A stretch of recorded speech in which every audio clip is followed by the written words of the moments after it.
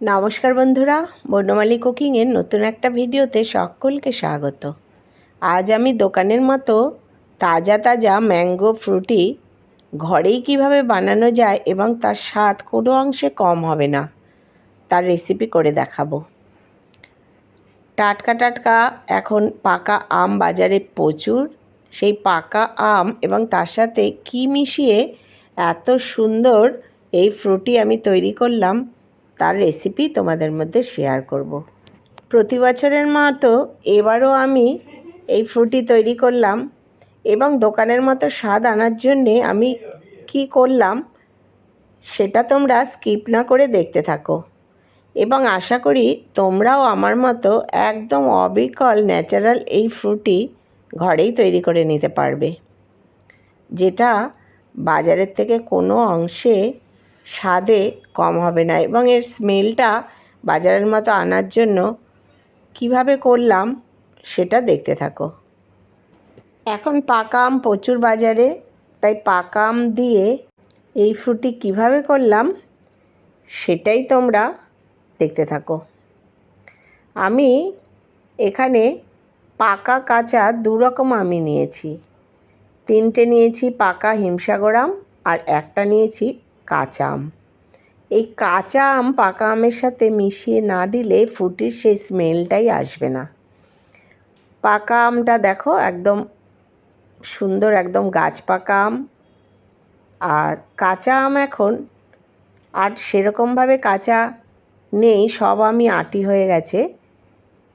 এই কাঁচা আম আমি একটা পিলারের সাহায্যে ছুলে নিলাম। ছুলে একে টুকরো টুকরো করে নেব। আমগুলো পাকা কাঁচা দু রকম আমি এইভাবে ছুলে নেব। ছুলে এগুলো পিস পিস করে কেটে নেব। অনেকে অনেক রকমভাবে এখন আম দিয়ে নানা রকম ড্রিঙ্কস বানায়। ঘরের এরকম রিফ্রেশিং ড্রিঙ্কস খেতেও যেমন ভালো এবং খাওয়াও ভালো। বাজার থেকে কিনে তো আমাদের খেতেই হয়, কিন্তু এখন যখন আম প্রচুর বাজারে তখন এগুলো আমরা ঘরে অনায়াসেই করে নিতে পারি। এবং কিভাবে সেটা করব এবং কিভাবে সেটা খেতেও সুস্বাদু হবে তার রেসিপি অনেকে অনেক রকমভাবে দিয়েছে। আমার থেকে হয়তো অনেকে অনেক বেশি ভালোই পারে। আমি যেভাবে করি সেটা কোনো অংশে কম হয় না খাবারের ক্ষেত্রে। তারই রেসিপি আমি আমার বন্ধুদের মধ্যে শেয়ার করলাম। দেখো, আমি কাঁচা আমটা কেটে টুকরো টুকরো করে নিয়েছি। 3টে পাকা আমের সাথে আমি একটা কাঁচা আম দেব। এইরকম 3:1 অনুপাতে এরকম যদি করা হয় তাহলে ফ্রুটির টেস্টটা একদম বাজারের মতো আসবে। আর আমি এখানে 3টে আম দিয়ে করব। ইচ্ছা করলে তোমরা 3-এর ডবল 6টা বা 9টা 12টা যতটা পারো নিতে পারবে এবং সেই অনুপাতে তোমাকে কাঁচা আম নিতে হবে। আর পাকা আমগুলোরও আটি থেকে পুরো চেঁচে চেঁচে আমি তুলে নিলাম। আর এক্ষেত্রে একটা জিনিস মনে রাখতে হবে যে এই ড্রিঙ্কসটা করার ক্ষেত্রে যে আমগুলো পাকা আমগুলো নেবে সেই আমগুলো যেন একদম ফ্রেশ হয়। কোনো দাগি পচা বা নরম আম হলে তেমন একটা হবে না এবং সেটা গন্ধ এসে গেলে ভালো হবে না। দেখো, আমি কাঁচা পাকা আম দু রকম আমি নিয়ে নিয়েছি। আমগুলো যেহেতু আমি কাটার আগেই ভালো করে ধুয়ে নিয়েছি তাই এখন আর ধোবো না। এবার গ্যাসে কড়াই বসিয়ে তাতে কিছুটা জল নিয়ে আমি এই আমগুলো দিয়ে দিলাম একটু সেদ্ধ করে নেওয়ার জন্য। পাকা আম তো আর সেদ্ধ করতে বেশিক্ষণ লাগবে না, কিন্তু কাঁচা আমটা সেদ্ধ হতে একটু সময় লাগবে। যতক্ষণ না কাঁচা আম সেদ্ধ হবে ভালো করে ততক্ষণ আমি এটা ফোটাবো। এইভাবে ফুটিয়ে কাঁচা পাকা দুটো আমই আমি সেদ্ধ করে নেব। দেখো, আমার এখন হয়ে গেছে। এবার আমি খুন্তিটার সাহায্যে একটু চেপে চেপে একটু গলিয়ে দেওয়ার চেষ্টা করছি। এরকমভাবে ভালো করে নেড়ে সেদ্ধ করে নামিয়ে নেব। এই মিশ্রণটা পুরো আমার সেদ্ধ হয়ে গেছে। এবার এটা নামিয়ে অন্য একটা পাত্রে আমি ঢেলে নেব। ঢেলে এটা ঠান্ডা করতে দেব। যতক্ষণ গরম থাকবে এটা আমি কিছু করতে পারবো না। এবার গ্যাসে একটা কড়াই বসিয়ে দেব। কড়াইতে আমি কিছুটা চিনির সিরাপ জাল করব। 1 কাপ পরিমাণ চিনি দিয়ে দিলাম এবং তাতে প্রায় 3 কাপ পরিমাণ জল দিয়ে দেবো। চিনিটা গলেও কিছুটা আবার বেড়ে যাবে। দেখো এইরকম একটা চিনির সিরাপ তৈরি করে নেব।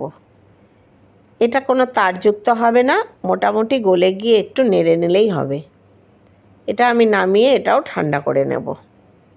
আমার আমের পাল্পগুলো ঠান্ডা হয়ে গেছে। এবার এটা একটা মিক্সিতে দিয়ে ঘুরিয়ে নেব। মিক্সিতে দিয়ে দিচ্ছি, দিয়ে এটা ভালো করে পেস্ট করে নেব, যেন কোনো রকম এখানে দলা দলা বা কিছু শক্ত অংশ না থাকে। সেই জন্যে পুরোটাই ভালো করে মিক্সিতে পেস্ট করে নেব।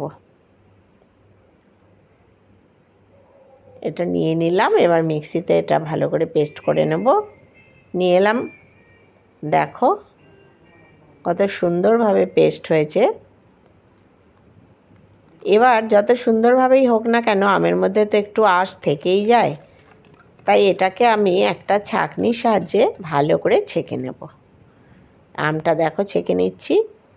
ছেঁকে নিয়ে এর কোনো যদি মোটা অংশ থাকে বা আঁশ থাকে সেটা ছাঁকনির মধ্যে আটকে যাবে এবং একদম পিওর পাল্পটা নিচে পড়বে। এই আমের পিউরিটা দিয়েই আমি ফ্রুটিটা তৈরি করব।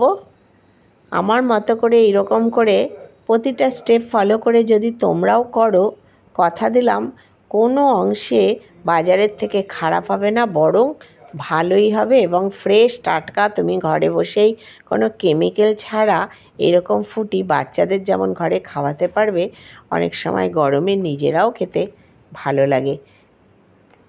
এই যে এর পাল্পটা পুরো আমার নেওয়া হয়ে গেছে। এবার যে চিনির সিরাপটা আমি তৈরি করেছি সেটা ফ্রুটিটা যতটা পাতলা করতে হবে ততটা পরিমাণ চিনির সিরাপ মেশাতে হবে। এবার প্রয়োজনে একটু বেশি জল দিয়ে সিরাপটা তৈরি করে নিলেও হবে।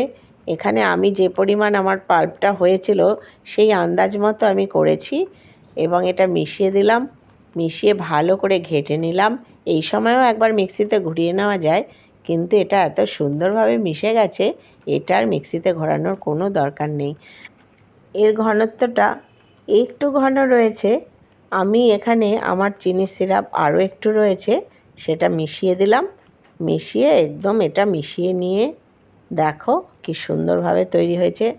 তোমাদের যদি করার সময় মনে হয় যে এটা খুব ঘন হয়ে গেছে, তখন এমনি জল আর মেশাবে না, এরকম অল্প চিনি দিয়ে কিছুটা জল দিয়ে ফুটিয়ে নেবে, নিয়ে সেই চিনির সিরাপটা মেশাবে। তাহলে এইটা খেতে একদম পারফেক্ট ফ্রুটি হবে। আমি ঢেলে নিলাম। নতুন বন্ধু যারা আমার ভিডিও দেখছো তারা ভিডিওটি ভালো লাগলে লাইক করো, সাবস্ক্রাইব করে আমার পাশে থেকো। পুরনো বন্ধুদেরও স্বাগত জানাই। সকলে ভালো থেকো, সুস্থ থেকো এবং দেখা হবে আবার পরের ভিডিওতে। ধন্যবাদ।